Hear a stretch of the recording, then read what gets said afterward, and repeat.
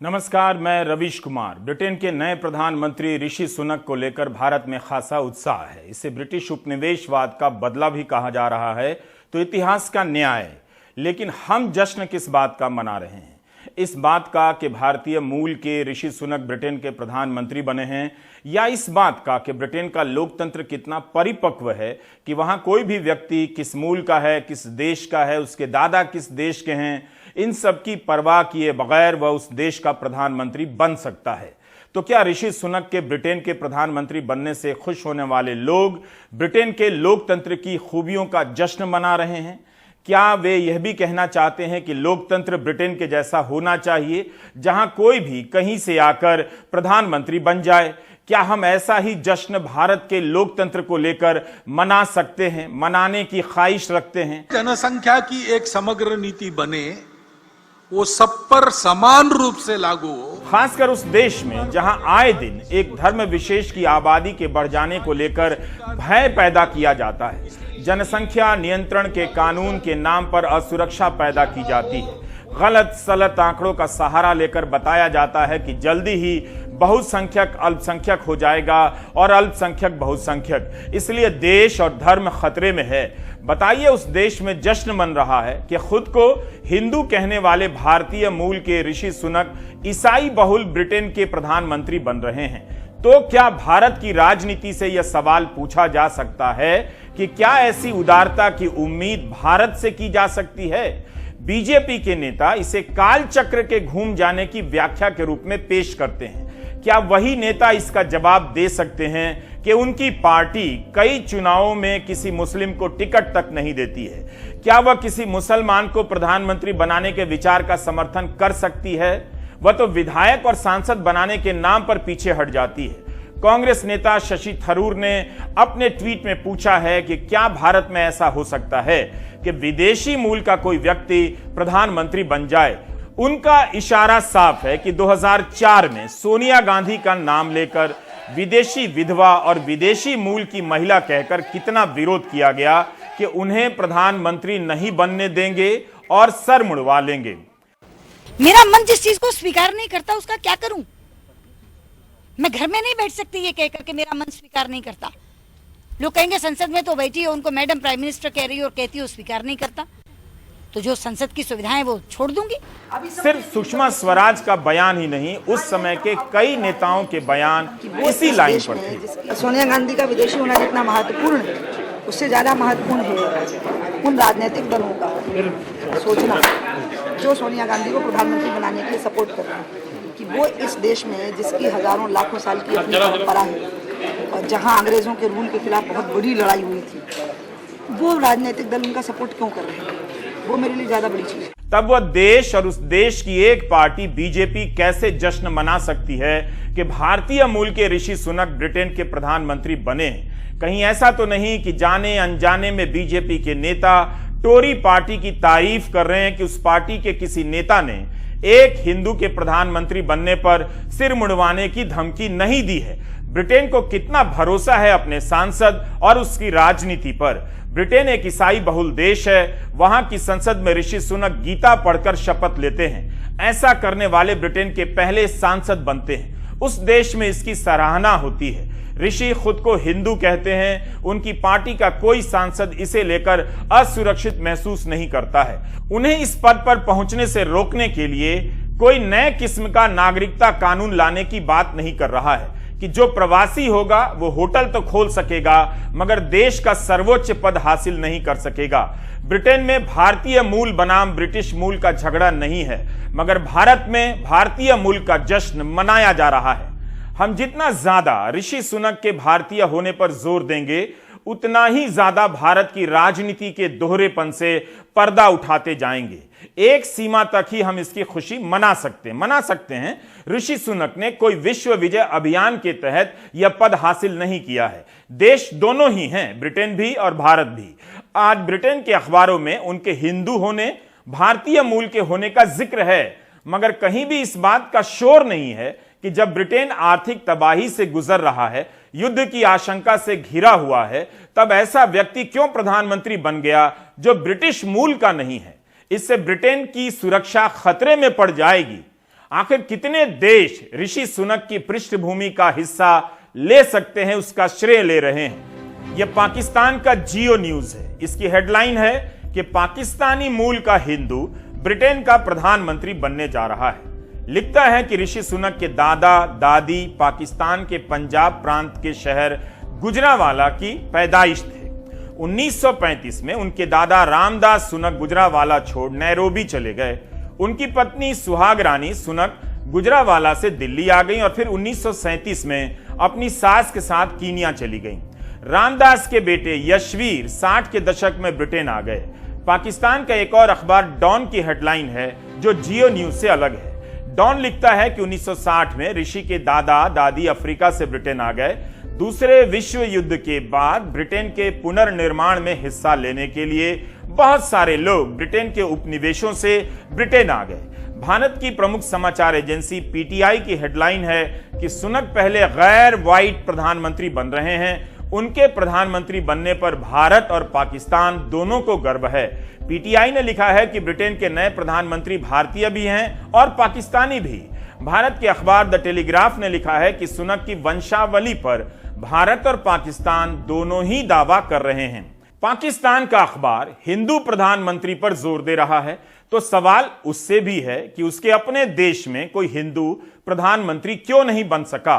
आज उसे भी सुनक के हिंदू होने का श्रेय लेना पड़ रहा है। इन दोनों देशों ने हिंदू मुस्लिम डिबेट में कितना वक्त पानी की तरफ बहा दिया। ऋषि सुनक की पहचान के साथ भारत के विभाजन का दुखद अतीत जुड़ा हुआ है। उनके दादा दादी गुजरावाला शहर से थे और 1947 के विभाजन से 12 साल पहले उस भारत को छोड़ गए जो तब नहीं बटा था। कितनी अच्छी बात है कि उनके मूल को भारतीय बताने के लिए पाकिस्तान के उस शहर को भारतीय के रूप में देखा जा रहा है, भारत का हिस्सा बताया जा रहा है। आज गुजरावाला पाकिस्तान के पंजाब प्रांत में है। जाहिर है वहां भी जश्न मन रहा होगा और इसी के साथ एक टीस भी उठती होगी, अगर उठती होगी तो। लेकिन विभाजन के बाद हजारों लोग गुजरावाला शहर से भारत आने वाले जरूर किसी और एहसास के साथ इस घटना को देख रहे होंगे।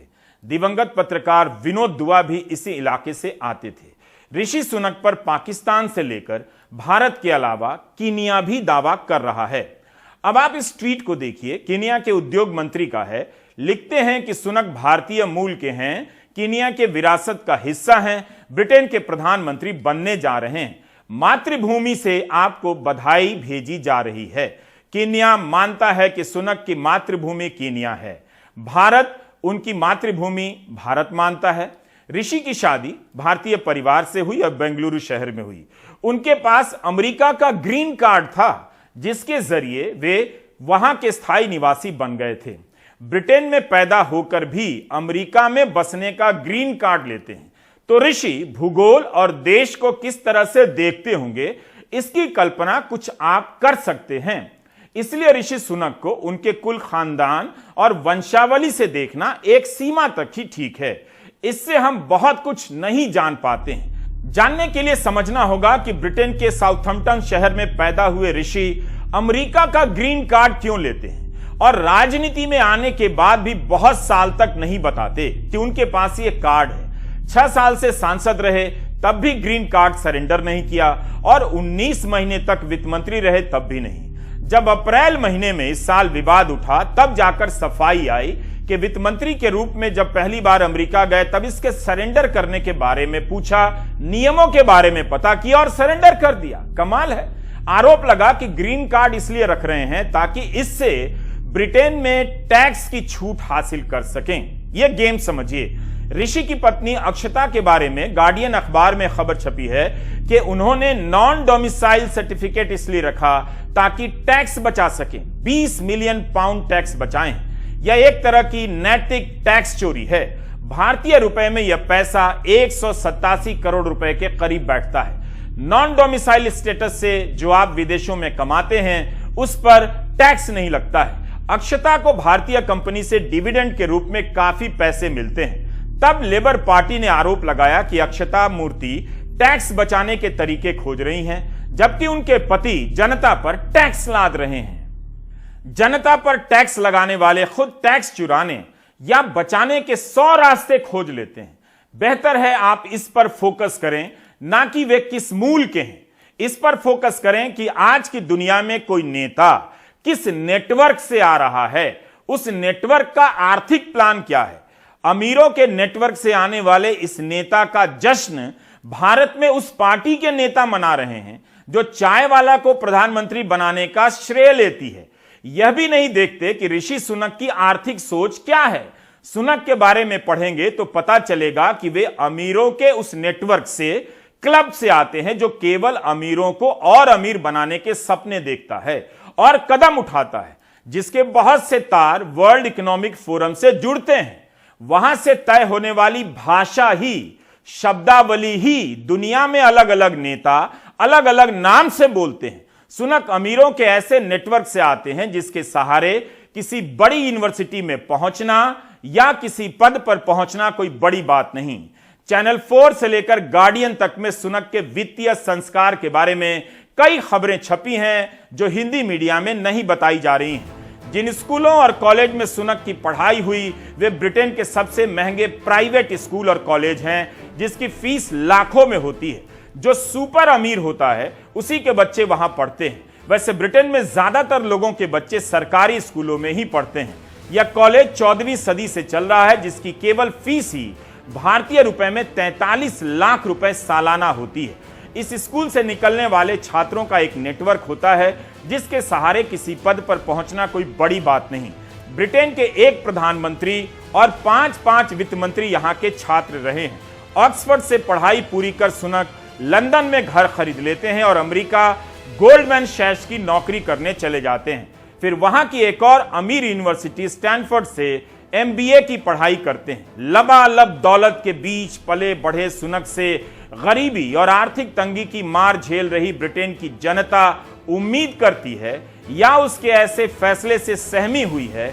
इसका एक उदाहरण देता हूं। सुनक ने वित्त मंत्री रहते हुए कोरोना के समय दी जाने वाली राहत में कटौती कर दी। प्रति सप्ताह 20 पाउंड की कटौती कर देने से 2 लाख से अधिक लोग गरीबी रेखा से नीचे चले गए। उनकी ही पार्टी के सांसदों ने खूब आलोचना की, विरोध किया। हम भारतीय सुनक की भारतीय मूल की पहचान पर ही अटके हैं, लटके हैं, जबकि ब्रिटेन के अखबारों में इनकी दौलत के किस्से भरे हुए हैं। इस किस्से में अपने देश में टैक्स बचाने के लिए अनाम गुमनाम छोटे देशों में पैसा रखने के किस्से भी हैं।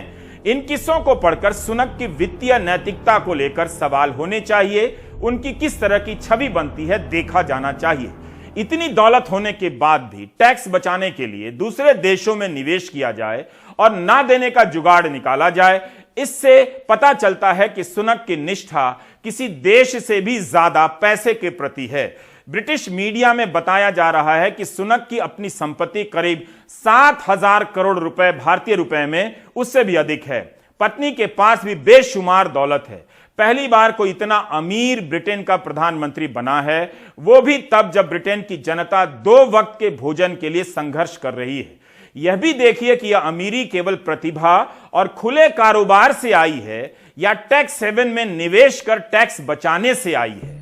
ब्रिटेन में ब्याज दरों के बढ़ने का दौर जारी है। इस कारण जिन लोगों ने लोन पर घर लिए हैं उनके लिए घर महंगा होता जा रहा है। ऊपर से बिजली बिल और महंगाई की मार। ब्रिटेन में महंगाई ऐतिहासिक स्तर पर है।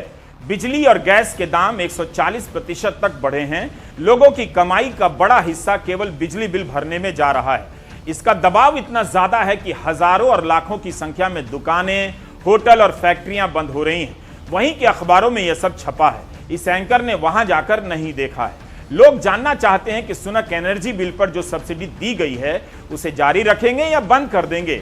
स्वास्थ्य का खर्चा बढ़ता जा रहा है तो उन्हीं का नारा था कि नेशनल इंश्योरेंस में सरकारी हिस्सेदारी और बढ़ाएंगे। अब इस वादे से भी पीछे हट रहे हैं क्योंकि सरकार के पास पैसे नहीं है। यह भी सवाल है कि क्या सुनक कॉर्पोरेट टैक्स बढ़ाकर आम जनता को राहत देंगे या आम जनता की सामाजिक सुरक्षा कम कर देंगे और कॉर्पोरेट पर टैक्स नहीं बढ़ाएंगे। मतलब साफ है कि यह प्रधानमंत्री अमीरों का होगा या आम लोगों का। ब्रिटेन का यह वो समय है जब वहां की जनता की संपत्ति हवा होती जा रही है और एक ऐसा व्यक्ति प्रधानमंत्री बन गया जिस पर टैक्स बचाने और टैक्स चोरी के इल्जाम हैं और वह सुपर अमीर भी है। ब्रिटेन में आर्थिक असमानता बढ़ती जा रही है। वहां नीचे की 10% आबादी के पास जितनी संपत्ति है उसका 230 गुना चोटी के 1% अमीरों के पास है। इसे अलग से नोट कीजिए। क्या सुनक ब्रिटेन को इस दौर से निकाल पाएंगे? 2024 में आम चुनाव होने हैं। उनके पास 1.5-2 साल का ही वक्त है। उनकी नाव मझधार में है। अगर जनता को राहत देने के लिए खर्च करते हैं, बढ़ाते हैं सरकारी खर्च, तो पैसे के लिए अमीरों पर टैक्स बढ़ाने होंगे। अगर ऐसा किया तो उनकी कुर्सी चली जा सकती है। तब फिर महंगाई और बढ़े ब्याज दरों से जनता को कैसे राहत देंगे? इस संकट से ब्रिटेन को निकाल ले गए तो सुनक इतिहास में अमर भी हो सकते हैं। I will place economic stability and confidence at the heart of this government's agenda. This will mean difficult decisions to come. But you saw me during COVID doing everything I could to protect people and businesses with schemes like furlough. There are always limits, more so now than ever. But I promise you this, I will bring that same compassion to the challenges we face today. The government I lead will not leave the next generation, your children and grandchildren, with a debt to settle that we were too weak to pay ourselves. I will unite our country, not with words, but with action. I will work day in and day out to deliver for you.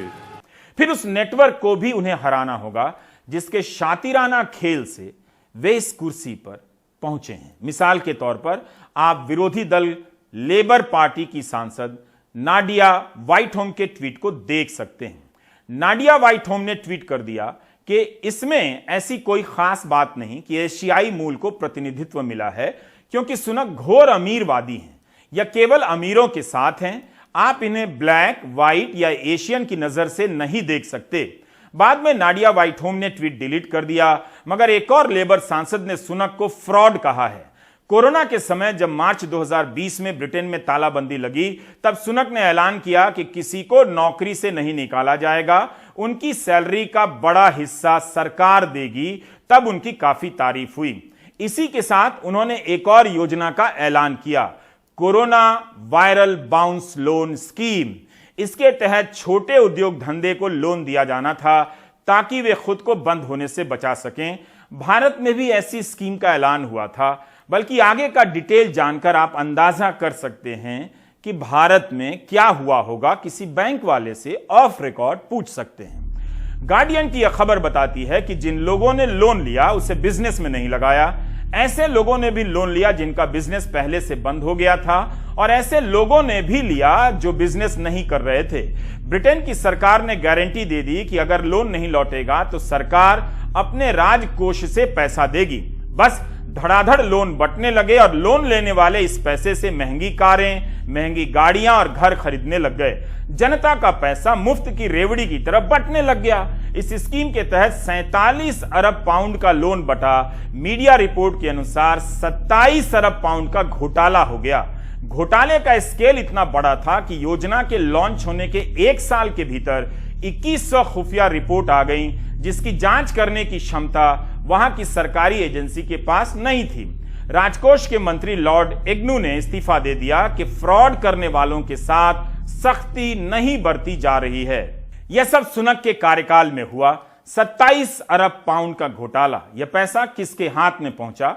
क्या उन अमीरों के हाथ में जिनके पास Britain की कुल संपत्ति का 43% पहले से ही था? क्या यह सब आपको बताया जा रहा है? सवाल उठ रहा है कि बिना किसी राजनीतिक अनुभव के इतने कम समय में सुनक इस पद तक कैसे पहुंच जाते हैं? 2017 में लियो वरादकर आयरलैंड के प्रधानमंत्री बने। तब उनकी उम्र 40 साल थी। उनके पिता अशोक वरादकर का जन्म मुंबई में हुआ था। मां मरियम ब्रिटेन की थीं। 2019 में लियो वरादकर अपने परिवार के साथ महाराष्ट्र के सिंधुदुर्ग इलाके में अपने पैतृक गांव भी आए। लियो वरादकर आयरलैंड के पहले समलैंगिक प्रधानमंत्री भी बने। खुलकर अपनी समलैंगिकता का इजहार किया। आयरलैंड कैथोलिक बहुल देश है, मगर एशियाई मूल के व्यक्ति को प्रधानमंत्री के पद पर स्वीकार करता है। क्या वहां भी उपनिवेशवाद का बदला लिया गया? ऋषि सुनक और लियो वरादकर का प्रधानमंत्री के पद पर पहुंचना वैश्विक नागरिकता का शानदार उदाहरण है।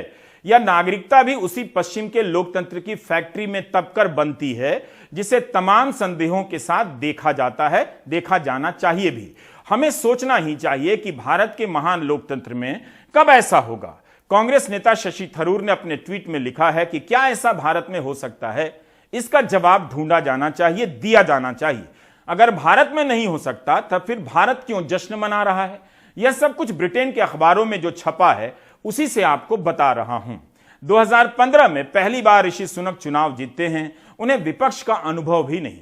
7 साल की राजनीति में प्रधानमंत्री के पद पर पहुंच जाते हैं। रूट देखिए, उनके बारे में फाइनेंशियल टाइम्स ने लिखा है कि उनकी राजनीतिक सोच रूढ़िवादी दक्षिणपंथी है, मगर वे पार्टी की वाम धारा से अपना समर्थन हासिल करते हैं। बैलेंस राजनीति के दांव पेंच में उनकी नैतिकता कम से कम आदर्शवादी कतई नहीं लगती। मई 2020 में जब कोरोना की पाबंदियां लगी थीं, तब उन पाबंदियों को नजरअंदाज कर बोरिस जॉनसन ने पार्टी की। इसकी तस्वीर लीक हो गई और जॉनसन के इस्तीफे में भी इसका रोल रहा।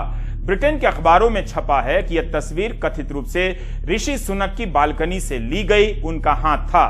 बाद में सुनक ने भी माना कि वे भी उस पार्टी में थे। पार्टी गेट कांड के कारण जॉनसन को पद से इस्तीफा देना पड़ा। इस घटना को भारत के लोग नहीं समझ सकते।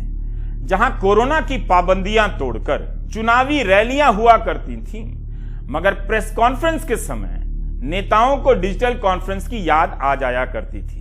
ऋषि सुनक वित्त मंत्री थे, मगर अपने ही प्रधानमंत्री की पोल खोल देने का इल्जाम उन पर लगा। उनकी कुर्सी चली गई। उसके बाद लिज ट्रस प्रधानमंत्री बनी, उनकी कुर्सी चली गई। अब सुनक उस कुर्सी पर विराजमान होने जा रहे हैं। 2015 में सांसद बना व्यक्ति 2018 में मंत्री बनता है। 2019 में बोरिस जॉनसन का समर्थन कर मंत्री बनते हैं। जब वित्त मंत्री जावेद इस्तीफा देते हैं तब फरवरी 2020 में सुनक वित्त मंत्री बनते हैं। जुलाई 2022 में इस पद से इस्तीफा देते हैं। प्रधानमंत्री पद की दावेदारी करते हैं, लिज ट्रस से हार जाते हैं। अक्टूबर 2022 में प्रधानमंत्री बन जाते हैं। जनता के वोट से या उसके बीच दावेदारी से नहीं, बल्कि पार्टी की कमेटी के चुनाव से बनते हैं। अगर आप यह मानते हैं कि केवल प्रतिभा या भारतीय मूल के होने के कारण सुनक इतने कम समय में प्रधानमंत्री के पद तक पहुंचे हैं, तब आप राजनीतिक रूप से बहुत मासूम हैं। दरअसल मूल बात यह है कि उनकी पहचान किस नस्ल के हैं, किस भूगोल से हैं, इन्हीं सब पर जोर दिया जा रहा है ताकि पहचान को लेकर वाहवाही होती रहे, ताकि इसकी आड़ में उनकी आर्थिक सोच पर किसी की नजर न जाए। क्योंकि जैसे ही आप आर्थिक क्षेत्र में प्रवेश करते हैं, मुश्किल सवालों से टकराने लग जाते हैं। ब्रिटेन की आर्थिक स्थिति इस समय बहुत खराब है। सुनक इस गिरावट को रोक पाएंगे या और बदतर बना देंगे? ब्रिटेन के अखबारों में दोनों तरह की संभावनाओं और आशंकाओं पर खूब लिखा जा रहा है। किसी नेता के उभार को इसी तरह देखिए, ना कि उसके नाम और गांव की चर्चा में सारा दिन बिता दीजिए। और हमारे साथ बात करने के लिए मौजूद हैं प्रकाश केरे, वरिष्ठ पत्रकार। प्रकाश दूसरे देशों में चल रही घटनाओं पर बहुत करीब से नजर रखते हैं, लिखते रहते हैं। प्रकाश, कई तरह की आशंकाएं जताई जा रही हैं ऋषि सुनक को लेकर, खासकर उनकी आर्थिक सोच को लेकर। भारत में ज्यादा जोर इस बात पर है कि वे भारतीय मूल के हैं, उनका संबंध भारत के किस परिवार से है, मगर हम इसके अलावा जानना चाहते हैं कि वो आर्थिक नीतियां या वो आर्थिक सोच क्या हैं जो किसी ऋषि सुनक को नेता बनाती हैं और राजनीति में महत्वपूर्ण बना देती हैं। जी, ठीक है कि भारतीय होने के नाते हमें एक संतोष, एक खुशी होनी चाहिए, लेकिन हमें यह भी याद करना चाहिए कि यूरोप के कुछ देशों में पहले भी भारतीय मूल के प्रधानमंत्री हो चुके हैं। पुर्तगाल के प्रधानमंत्री गोवा से उनका ओरिजिन है, और आयरलैंड के में मराठी मूल के एक प्रधानमंत्री हो चुके हैं। तो ये कोई नई बात नहीं है, और हम जानते हैं कि तमाम यूरोपीय पार्लियामेंट्स में और अमेरिकी कांग्रेस में जो है इंडियन ओरिजिन के लोग हैं, डायरेक्टली इनडायरेक्टली, जो हमारे देश से जुड़े हुए हैं। तो खैर ये अच्छी बात है, और दुनिया ग्लोबल बन रही है तो बढ़िया ही है। लेकिन हमें ट्रिविलाइज नहीं करना चाहिए, क्योंकि ब्रिटेन एक बड़ी अर्थव्यवस्था है और दुनिया के अर्थव्यवस्था में और जो आर्थिक तंत्र है उसमें उसकी बड़ी भूमिका है। लंदन को फिनेंशियल कैपिटल करता है। तो तमाम ये जो पहलू हैं, तो हमें ऋषि सुनक की पॉलिटिक्स और उनकी पॉलिसीज पर फोकस ज्यादा करना चाहिए, बजाय इसके कि उनका ओरिजिन या उनका बैकग्राउंड क्या है। और चांसलर रहते हुए हमें वो बहुत कुछ इंडिकेशन दे चुके हैं कि वो कैसा सोचते हैं। पीछे जब प्रधानमंत्री पद के लिए उनकी पार्टी के भीतर जो रेस चल रही थी, उस दौरान उन्होंने अपनी बात कही है। और अब हम आगे देखेंगे जब उनका बजट प्रपोजल या जो भी पॉलिसीज आएंगी। जी। पर प्रकाश, ये क्यों कहा जा रहा है कि सुनक ब्रिटेन को अपने फैसलों से और भी बर्बादी की तरफ ले जाएंगे? इनसे ज्यादा उम्मीद नहीं की जानी चाहिए।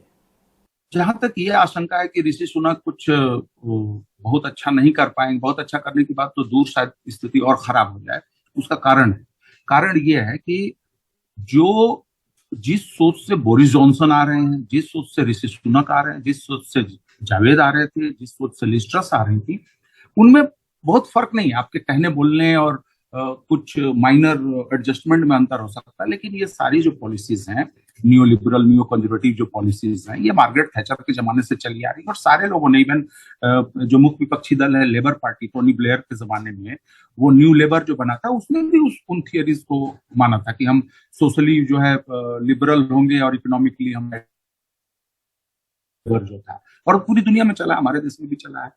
तो अब जब क्राइसिस एक्सट्रीम पर है कि 4 दशक में सबसे अधिक इन्फ्लेशन है, लोगों की जो कमाई है वो निचले लेवल पर है, आपको नहीं पता है कि एनर्जी का संकट, फूड का जो ये प्राइस का संकट है, ये कहाँ जाकर रुकेगा। रूस यूक्रेन का मसला सुलझता हुआ नहीं दिख रहा है। तो आपके पास कौन सा ऐसा क्या जादू की छड़ी है? एक है आप टैक्स बढ़ाएंगे। आप कैसे टैक्स बढ़ाएंगे? क्योंकि जो रिच तबका है वो आपका बैकबोन है, वो आपका सबसे बड़ा आपकी पार्टी का डोनर है।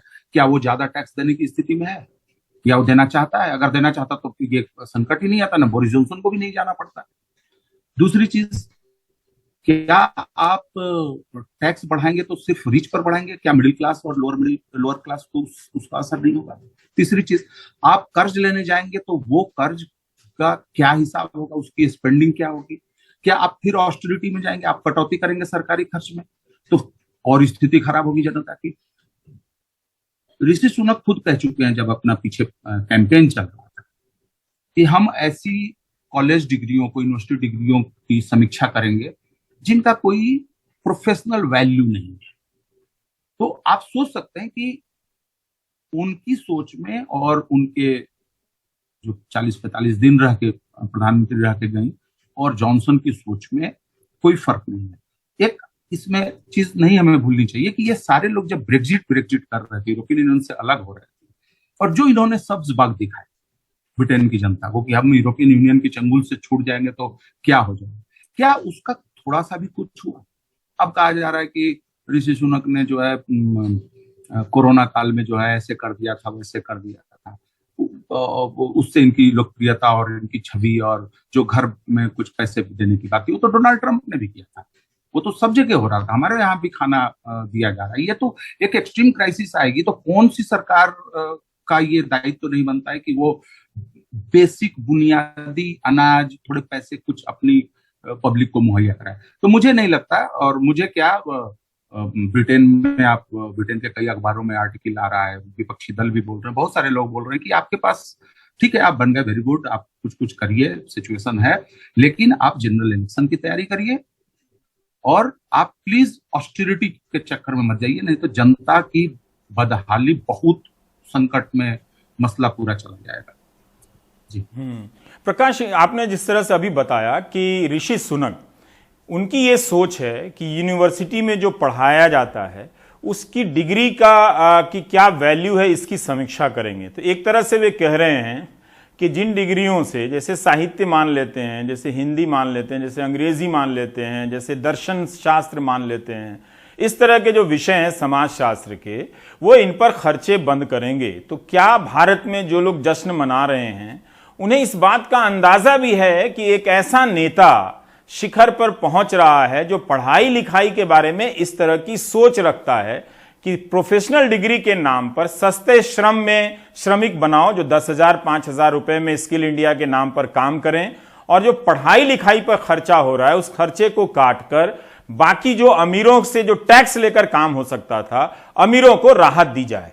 इस पर जब यह बात उन्होंने कही, तब ब्रिटेन, जहां पर पब्लिक यूनिवर्सिटीज का इतना बड़ा जाल है, बड़ी बड़ी यूनिवर्सिटियां कई 100 साल से चल रही हैं, तब किस तरह की प्रतिक्रिया हुई थी?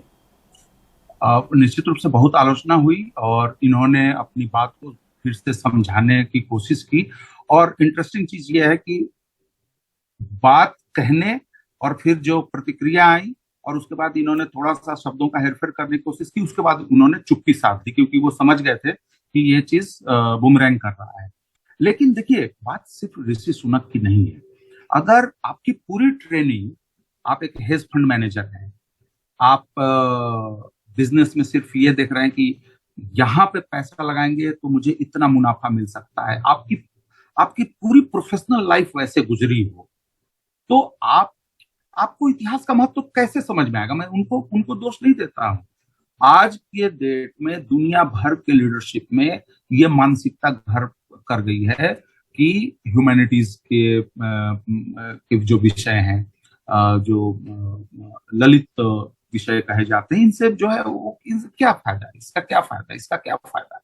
हर कोई जोड़ रहा है कि आप देखिए अभी हमारे देश में, दुनिया भर में सबसे बड़ी डिबेट आज के डेट में क्या चल रही है कि मून लाइटिंग नहीं होनी चाहिए। आपके यहाँ डिबेट ये चल रही है कि 12 घंटे काम कर रहे हैं यंग लोग।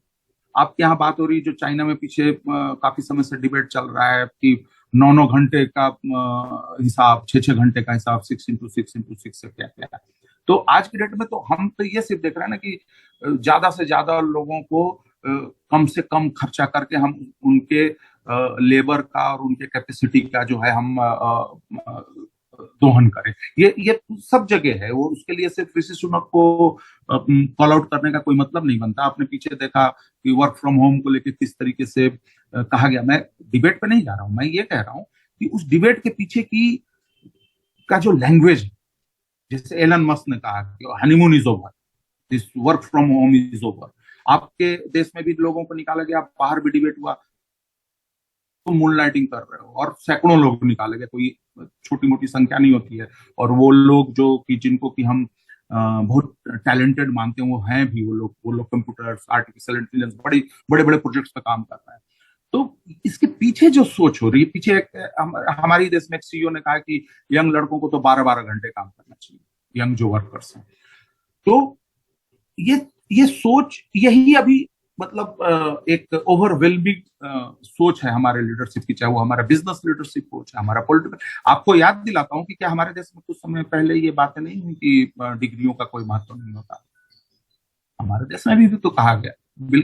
तो ये जो पूरा हिसाब किताब चल रहा है, वो एक आप कह सकते हैं कि अपने आप में एक ग्लोबल क्राइसिस है, एक सिविलाइजेशनल क्राइसिस है, जिसका की एक रिफ्लेक्शन हम ऋषि सुनक में भी देख रहे हैं। बहुत बहुत शुक्रिया प्रकाश किरे हमसे बात करने के लिए। तो मूल बात यही है कि पहचान पर बहुत ज़्यादा जोर मत दीजिए। किस भाषा से, किस प्रांत से, किस पृष्ठभूमि से व्यक्ति आ रहा है, बल्कि इस पर जोर दीजिए, देखने की कोशिश कीजिए कि वह आपके जीवन को किस तरह से बेहतर करना चाहता है, उसकी आर्थिक नीतियाँ क्या हैं। अगर कम से कम तनख्वाह में सुबह से लेकर शाम तक, रात तक वो काम ही कराने की व्यवस्था बनाएगा, तो काम करते करते ही लोग अधमरे हो जाएंगे और जीने के क्षण, लम्हे उनके पास बहुत कम बचेंगे, जिसके बीच वे किसी ऋषि सुनक के प्रधानमंत्री बनने का या कोई बड़ा नेता बनने का जश्न मनाएंगे। यही उस छोटे से समय में पहचान के नाम पर आपकी जो पूरी सोच है वहां घेर कर पहुंचा देती है। तो उस घेरे को तोड़ने की कोशिश कीजिए, बाकी आप ब्रेक ले लीजिए।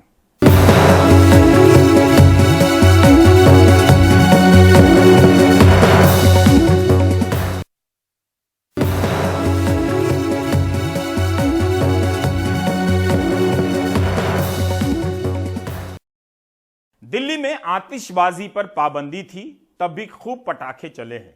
दिल्ली एनसीआर की हवा की गुणवत्ता बेहद खराब की श्रेणी में पहुंच गई है। यह तब है जब पिछले 5 साल में दिवाली की अगली सुबह का प्रदूषण सबसे कम है। परिमल की रिपोर्ट। पाबंदी के बाद भी दिवाली की रात चलते रहे पटाखे। अगली सुबह हवा खराब होनी ही थी। सुबह दिल्ली का AQI 325 तक जा पहुंचा। हालांकि दोपहर होते होते इसमें खासी कमी आ गई। इसमें शक नहीं कि बीते वर्षों के मुकाबले इस बार हवा कम प्रदूषित रही। 2021 में दिवाली के अगले दिन AQI 462 था, तो 2020 में 435, 2019 में 367 और 2018 में 390 दर्ज किया गया था। इस साल का जो है जो एयर क्वालिटी रहा है वो सबसे बेहतर रहा है। ये जो है एकदम से करीब आपने देखा करीब 50-60 AQI पॉइंट्स का इजाफा हुआ इन 2-3 दिनों में। लेकिन अगर हम अभी भी मिटिगेटिव कदम उठाएं और सब अपने अपने जो अपने कार्यकलापों में एनवायरनमेंट फ्रेंडली जो हमारे वो होते हैं तरीके हैं उनको अपनाएं और ये जो हमने विशेष दिशा निर्देश दिए हैं उनका हम अब पालन करेंगे तो जरूर मुझे उम्मीद है कि इसमें बेहतरी तो होगी। इस साल लोग भी राहत महसूस कर रहे हैं। पटाखे तो चले हैं, बच्चों ने चलाए हैं और कोई ऐसी महसूस नहीं हुआ कि पटाखों का जितना पहले दिवालियों पे होता था कि बहुत ज्यादा पोल्यूशन हो जाता था। थोड़े कम क्वांटिटी में पटाखे जले हैं। रहता हूँ मोती बाग साउथ दिल्ली में, बहुत पटाखे जले कि बैन होने के बाद जब मैं छत पे गया वो लगाने के लिए, मतलब दिए लगा रहा था, तो मैं बच्चों से कह रहा था मैं भाई फटाफट नीचे चलो कहीं ऊपर कुछ ना गिर जाए। रॉकेट चल रहे थे, फूट जड़ी, मतलब कि वो। मैं गाजियाबाद में रहता हूँ, दिल्ली से बिल्कुल सटा हुआ है, सांस लेने में तकलीफ हो रही है। नहीं तकलीफ हमारे इस इलाके में थी। अब दिवाली की रात की आतिशबाजी को लेकर दिल्ली सरकार आंकड़े जुटाएगी। क्योंकि जो टीमें आपने बनाई थी उन्होंने ग्राउंड 408 क्या कार्रवाई की है? वो अभी उसकी रिपोर्ट अभी कंपाइल होकर नहीं आई है, जब आएगी तो आपको हम सबमिट करेंगे। मेरा कहना है कि हवा भी साथ दे, दिल्ली के लोग भी साथ दें, सब लोग मिलकर प्रयास करें। प्रदूषण कम होना चाहिए, लक्ष्य तो हमारा यही है। क्रेडिट की बात नहीं है, बात है कि प्रदूषण कम होना चाहिए। लेकिन अब भी दिल्ली और मुंबई दुनिया के 10 सबसे प्रदूषित शहरों में शामिल हैं। जिम्मेदारी सिर्फ सरकार संस्थाओं की नहीं, सबकी है। नीति बनती है, बनाई जाती है, पालन हो इसके लिए सख्ती भी बरती जाती है। पर जब जंग जहरीली हवा से हो तो जिम्मेदारी हमारी भी बनती है। जिम्मेदार और जागरूक बनेंगे तो ये जंग जीती जा सकती है। नई दिल्ली से परिमल कुमार, NDTV इंडिया। आप देख रहे थे प्राइम टाइम। नमस्कार।